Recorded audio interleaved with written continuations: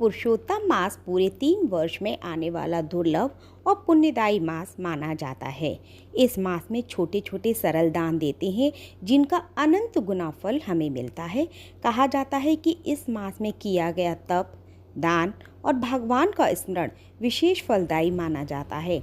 आज मैं आपके साथ कुछ सरल दानों के बारे में शेयर करूंगी जिनको हमारे धार्मिक परंपराओं और मान्यताओं में उल्लेख मिलता है। इसमें जो आखिरी दान के बारे में बहुत कम ही लोग जानते हैं। तो पहला आता है चावल का दान। चावल के दान को श्रेष्ठ दानों में गिना गया है।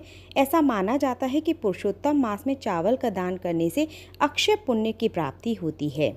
यदि संभव हो तो किसी ज़रूरतमंद को सफ़ेद चावलों का दान अवश्य करें। इसके बाद आता है दूध का दान। दूध को सात्विकता, शुद्धता, पवित्रता का प्रतीक माना गया है।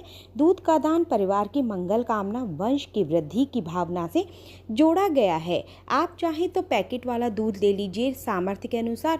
आप चाहें तो कुत्ते को भी पिला सकते हैं, आपको दान करना है। इसके बाद आता है दालों का दान। तो यहाँ पर मैंने आप देख रहे हैं 5 तरीके की दालें हैं। अरहर, मूंग, मसूर, उड़द और चने की दाल। चने की दाल भगवान विष्णु और बृहस्पति ग्रह से जोड़ी जाती है। चने की दाल का दान अत्यंत शुभ माना जाता है और इसे स्वर्ण दान के समान भी माना जाता है। तो ये आपकी सामर्थ्य है कि आप चने की दाल दान करें या आप थोड़ी थोड़ी सभी दालों का दान करें। इसके बाद आता है घी का दान। घी का उपयोग दीपक और यज्ञ पूजा में होता है। इस कारण घी का जो दान होता है वो धार्मिक कार्यों से जोड़ा जाता है।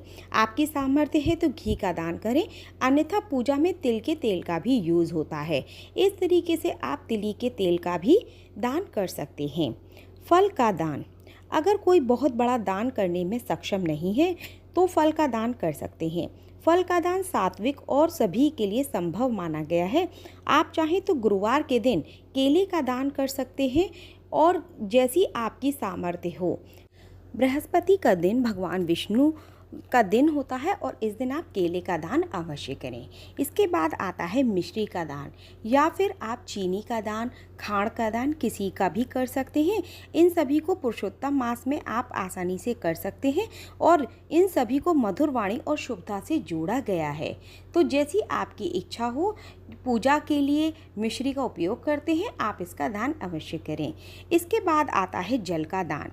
गर्मी का समय चल रहा है और गर्मी के समय में जल की सेवा करना बहुत पुण्यदायी फल माना जाता है। तो ऐसे में आप जल का दान कर सकते हैं। आप शरबत बना सकते हैं, जैसे रूह अफ़ज़ा लिया, नींबू लिया, इन सबको मिलाकर शरबत बनाइए और लोगों को दान करिए। इस प्रकार आपका जल का दान माना जाएगा। इसके बाद आता है गुड़ का दान। गुड़ मिठास का प्रतीक होता है। गुड़ का दान जीवन में मधुरता और संबंधों में प्रेम की भावना को बढ़ाने वाला माना गया है। आप चाहें तो गुरुवार के दिन आप गुड़ का दान कर सकते हैं। इसके बाद आता है आटे का दान। आटे का दान घर में अन्न धन की कमी नहीं रहती है और भगवान विष्णु की कृपा भी हमें प्राप्त होती है। किसी ज़रूरतमंद को, साधु संत को गौशाला में दान करें। दान करते समय भगवान विष्णु का स्मरण अवश्य करें और सभी के कल्याण की प्रार्थना करें। इसके बाद आता है गर्मियों का समय है तो पंखा का भी दान कर सकते हैं। गर्मी के दिनों में पंखा का दान, जलदान बहुत पुण्यदायी माना गया है। आप चाहें तो सुराही और मटका भी दान कर सकते हैं। इन सब में दान की वस्तु नहीं, दान का भाव देखना चाहिए।